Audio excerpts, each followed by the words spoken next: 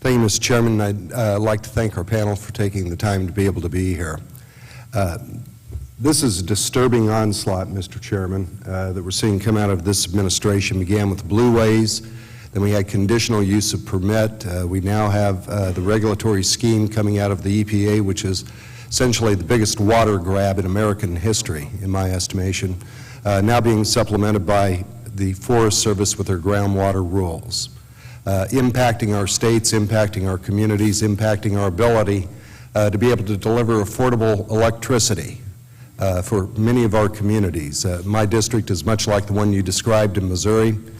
Not a lot of income coming in, but our senior citizens, our young families trying to be able to get a start are seeing more and more of their income being eroded by regulatory taxation. And this is of deep concern running throughout the West, where water is a private property right. We have state law and we have priority-based systems which have worked well to be able to provide clean, affordable water, hydroelectric power, ability to be able to grow our crops. But as I've listened to your comments going through, we're seeing that we're not seeing clarity come out. Mr. Martin, you just talked about the ditches once again. We're going to exclude ditches, but ditches are covered. So do you have any idea what they're talking about, what the end game is, what the result's going to be, and have they asked you? I do not. I think I would probably have to hire either a hydrologist or a hydrogeologist to make a determination every time I needed to do a little bit of work on a canal or ditch to figure out whether it was excluded or not excluded. So essentially when the government's ringing in the door saying we're here to help you, you're actually going to see some hurt come out of this. It's going to cost some more money, isn't it? And it's going to delay very needed and very good projects. You bet. You know, does the Forest Service Directive, Mr. Martin, run contrary to the long-standing federal policy respecting the rights of states in regulating groundwater? No question. Every state has their own authorities and laws on how they regulate groundwater. The Forest Service is apparently trying to jump over that. What impact, if any, will the proposed rule of the Forest Service Directive on groundwater have on pending reserved water right claims in states like mine of Colorado?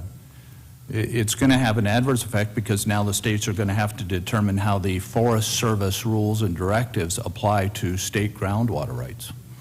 And particularly when you're a headwaters state like Colorado and some of our neighboring states in the West, right? That's correct. State of Washington is very similar to Colorado. I believe all of our reservoirs in the Yakima Basin are on Forest Service lands. I think this is important because this is supposed to be a transparent administration. These are policies that are coming out of appointees that are put into office right now. Do you feel that the impacted stakeholders, like yourself, were adequately consulted during the development of this directive? Not at all. My understanding, this rule has been under consideration for 8 years, and this is the first we've heard about it. So we've got a policy that's been moving for 8 years.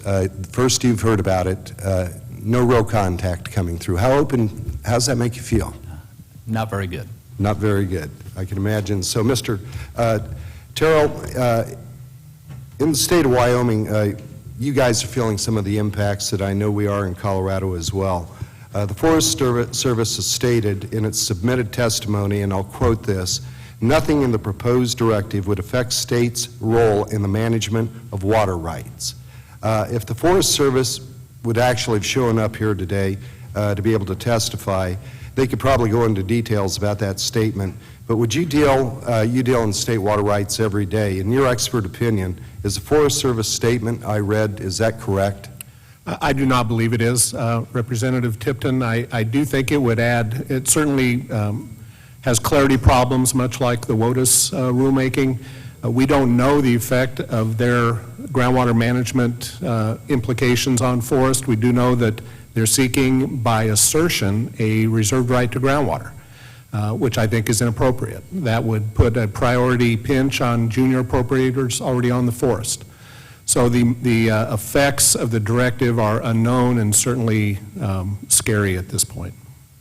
I think that's part of the challenge that we're seeing, don't you? That we're going after the surface water, now we're going after the subsurface water that's coming in, the groundwater that's coming in, and these policies and the impacts that they're going to have on our communities are have the great potential literally to be devastating to our farm and ranch communities, our ability to be able to generate that hydroelectric power and to be able to provide for some of the essential needs that we have in each of our states. So thank you for being here, Mr. Chairman. My time's expired. Thank you, Mr. Tipton. Mr. DeFazio.